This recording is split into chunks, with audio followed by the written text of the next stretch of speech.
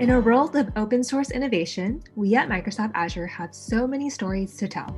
Helm is the package manager for Kubernetes.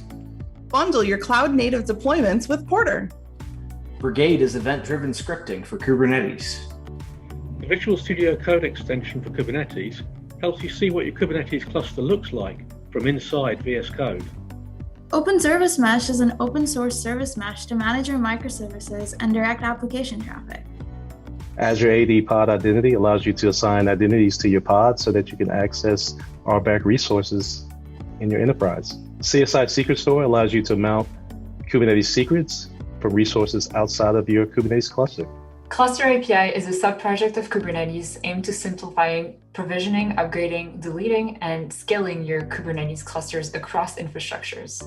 Dual stack IPv4, IPv6 on Kubernetes. Your pods and services get an IPv4 and an IPv6 IP.